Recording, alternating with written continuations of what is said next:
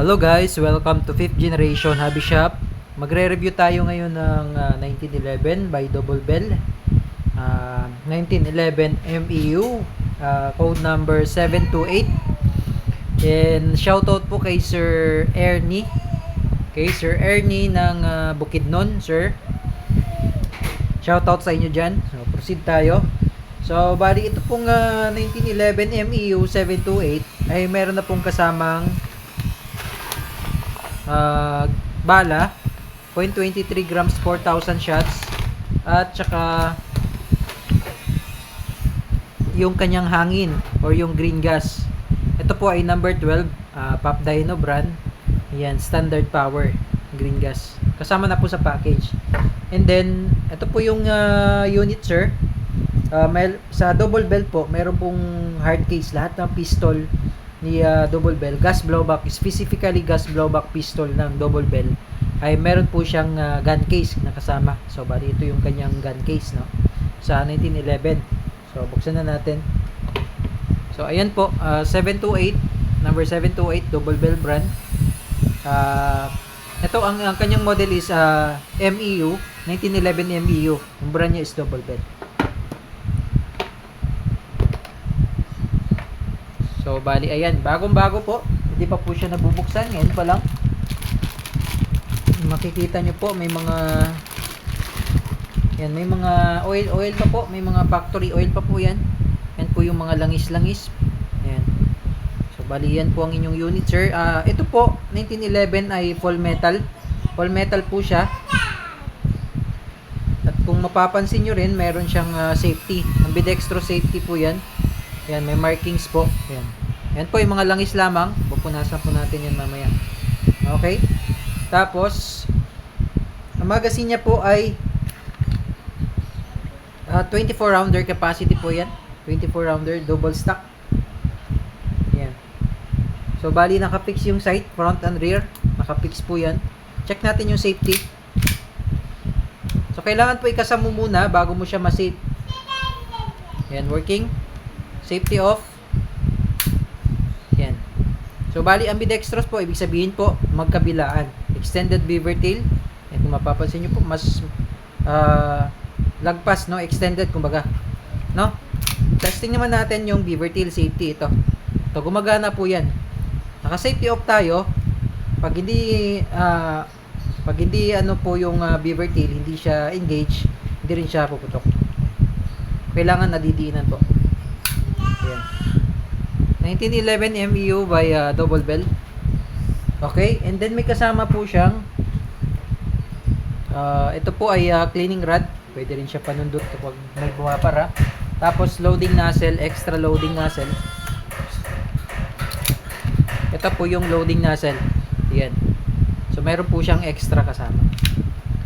Okay? So ito pala, pwede mo siyang lagyan ng tracer units. Yan po, pwede po. Tracer unit na po pwede. Wala po siya, hindi siya pwedeng lagyan ng flashlight. Unless kung bibilhan nyo siya ng mounting. Pang 1911. Okay, meron kasing ganun eh. Okay? So ngayon, lalagyan natin siya ng gas.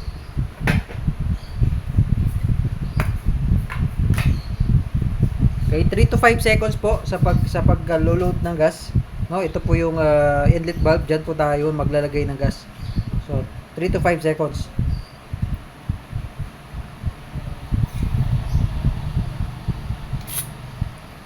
One, 1001, 1002, 1003, 1004, 1005.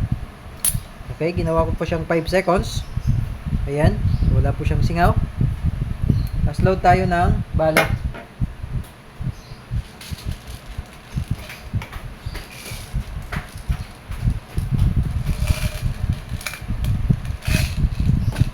So, bali, 4 lang muna ang ilalagay kong bala, sir, no? Ayan. Para sa chronograph testing, sukatin natin ngayon yung EPS niya. Okay? Again, shoutout kay Sir Ernie ng Bukidnon, sir. This is your 1911 MEU by Double Bell. Full metal. Mabigat. Okay, so testing natin yung kanyang EPS.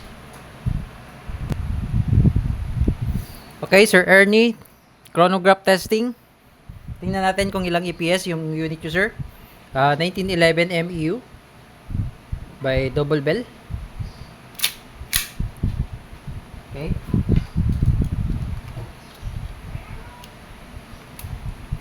Testing. Firing. Wow, lakas ha. 363.7. 363.7. Malakas.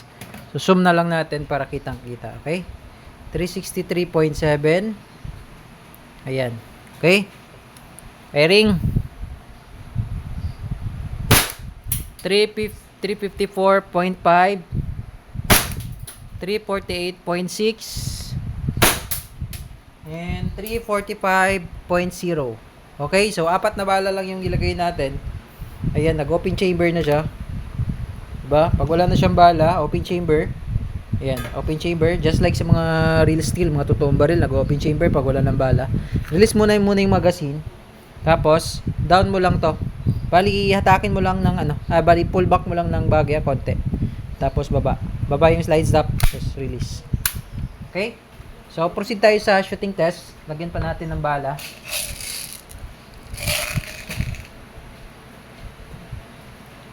Two, 4, 6, 8.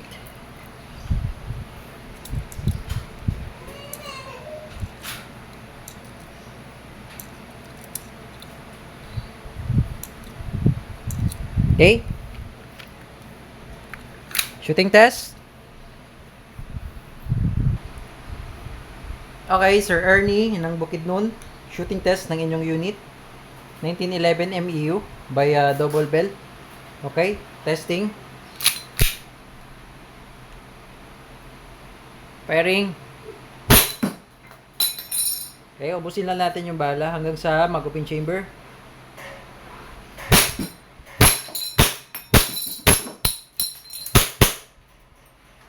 Okay, open chamber, release the magazine. So, ito pala sir, normal lang po ito, no? Yan, gumagalaw po talaga yung barrel niya. Okay? Yan po yung nakadesign talaga para sa unit natin. No, kumbaga, gumagalaw talaga siya. Okay? Baka magtaka kayo, gumagalaw siya. No, natural lang po yan. Okay? So, okay po ang inyong unit, Sir Ernie.